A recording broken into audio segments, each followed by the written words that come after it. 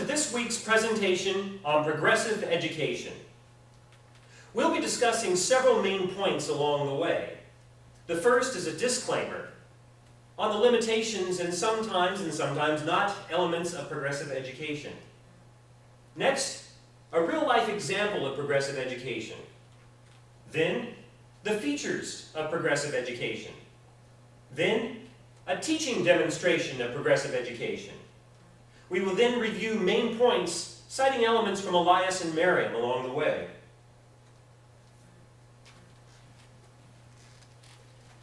As Alfie Kohn said in his piece entitled Progressive Education, Why It's Hard to Beat, but Also Hard to Find, he stated, if progressive education doesn't lend itself to a single fixed definition, that seems fitting in light of its reputation for resisting conformity and standardization. Any two educators who describe themselves as sympathetic to this tradition may well see it differently, or at least disagree about which features are the most important.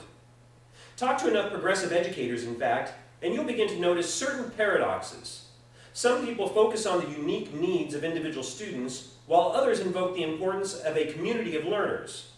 Some describe learning as a process, more journey than destination, while others believe that tasks should result in authentic products that can be shared. An excellent example of progressive education can be found nearby at the Evergreen State College.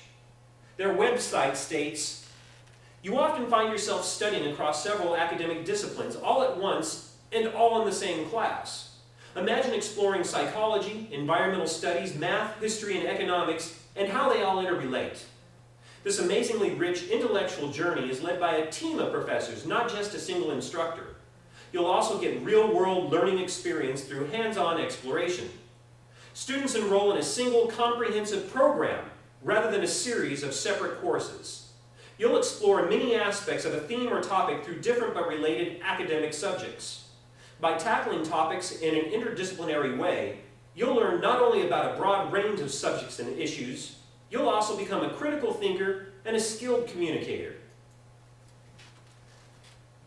Welcome once again to our presentation on progressive education. I'm Guy Smith. Hi, I'm Chris Eder. Now we will talk about the features of progressive education.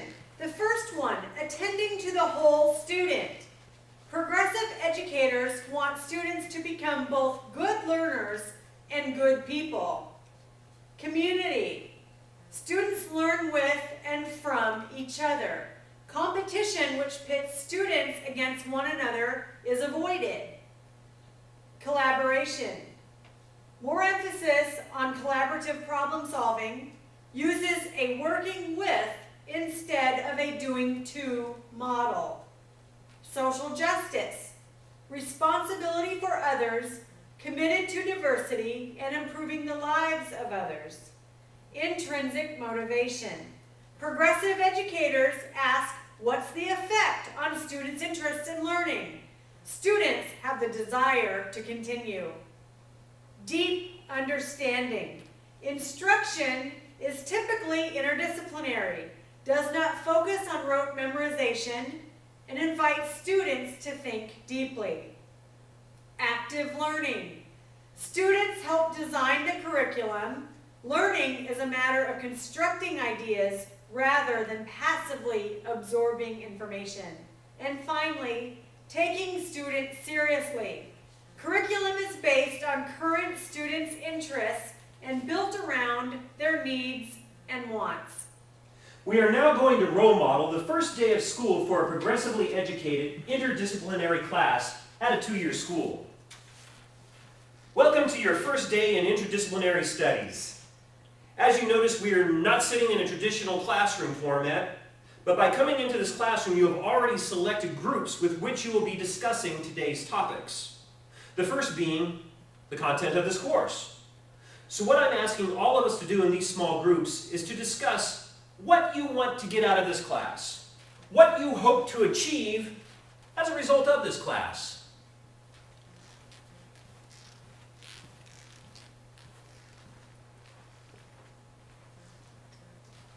So what does your group want to achieve? What are some of the ideas you want to achieve in this interdisciplinary class? Hi, I'm Chris Eder. Eder, and I've been volunteered by my group to speak on their behalf. We want 5 things. We've come up with 5. First one, present at a conference. Number 2, do some community service. Number 3, organize a fun event for the school. 4, make money to support our trip to the conference. And 5, we all agree that it would be great to do enough stuff to put on our resumes, which makes it easier to get into university. Chris, was it?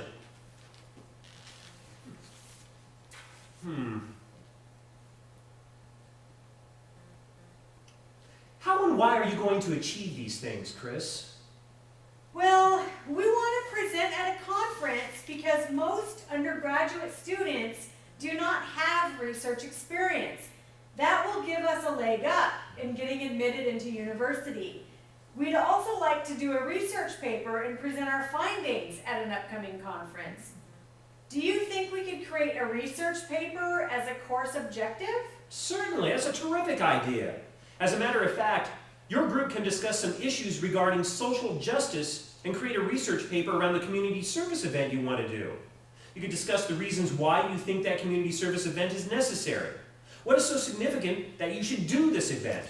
You can do it utilizing theories from the various professors who will be assisting in our interdisciplinary studies class. Garfield here has spent a lifetime with animals and is passionate about their well-being. He wants to support the Whatcom Humane Society. What if we do a food and supplies drive for the Humane Society?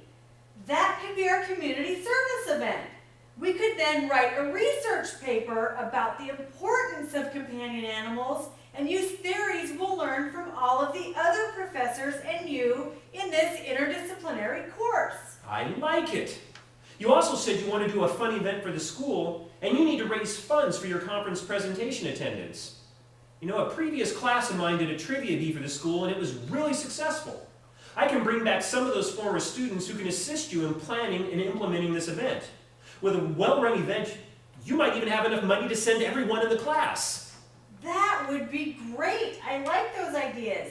And I just realized all of the things we just talked about, we can put on our resume. You know, I'll bring in our college's career development and placement director to review and help write our resumes to market ourselves to universities. All of these activities and outcomes you have mentioned are great things to put on your resumes. These 5 outcomes are great and perfect for this class. We'll write a research paper we can present at a conference. We'll do a food and supplies drive for the Whatcom Humane Society that Garfield came up with. That'll be our community service project. We'll put on a trivia bee for the school, and the money we make from that will support our conference attendance, and we'll work with all of the specialists here at the college to update and hone our resume writing skills. That'll ensure we get into university. You know, now that we've talked about the outcomes for the class, how am I going to get an A? What do I need to do to get an A? You might be happy to hear that you won't receive a letter grade from this class. Instead, you'll receive an in-depth evaluation of your performance. Think of it as a job performance review on what you have done and how you can improve yourselves. The other professors and I will be adopting the Evergreen State College's evaluation plans. Specifically, faculty will evaluate your work, and your self-evaluation is also included.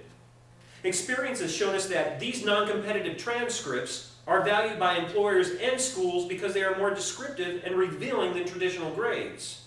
Employers don't give grades to measure your success, and neither will we. You'll meet with your professor one-on-one, face-to-face to review your learning and how it will help you succeed in the workforce or continued studies. The result is a narrative evaluation, much like a performance review you would receive from a supervisor at work. In summary, we have discussed and shown you the following 5 elements of progressive education, as discussed and quoted here shortly from Elias and Miriam. The first point, a broad view of education.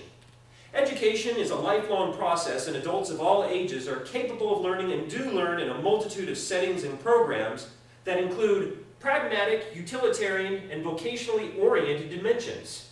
And the Trivia Bee fundraising quizzing event experientially teaches the students how to utilize conference and event planning skills while they create and implement the trivia bee. These students will be putting on an event that monetarily benefits the students of this class and will help support them attending a conference, as well as contribute to the richness of experiences for all of the students on the college in general. Another point we discussed is a new focal point in education. In broadening the view of education to include the personal experiences and interactions of students, the progressives gave education a new focus. Learners with their personal needs, interests, experiences, and desires. Allowing the students to structure their course content and their projects based on their experiences, interests, and passion, much like Garfield supporting the Humane Society. And next point, a new educational methodology. Although progressives saw value in learning the methods that have been used by others, they laid more stress on the individual teacher developing his or her own method of teaching suitable for the group being taught. We see this through the interaction of the instructor and the students when the instructor led a self-guided discovery of the students' ideas and interests of what they wanted to get out of the class. And from that, the instructor will adapt to what the students want from the class. The fourth thing, a changed relationship between teachers and learners. The teacher is no longer the oracle who speaks from the platform of authority, but rather the guide who also participates in the learning. The course outcomes were completely derived from and for the students. The instructors are adapting to the students' needs and will bring their own experiences and perceptions, and will learn from the experiences that the course participants will have together.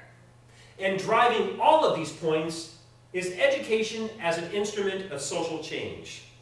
We see that the students are understanding that ideas ultimately emanate from them, not from authority figures, and authority serves them, not the other way around. Or, as Thomas Jefferson said in 1820, I know no safe depository of the ultimate powers of the society but the people themselves.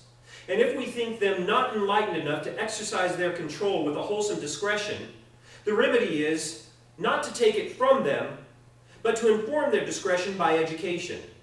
This is the true corrective of abuses of constitutional power. On behalf of Chris, I'm Guy. This has been Progressive Education. Thank you.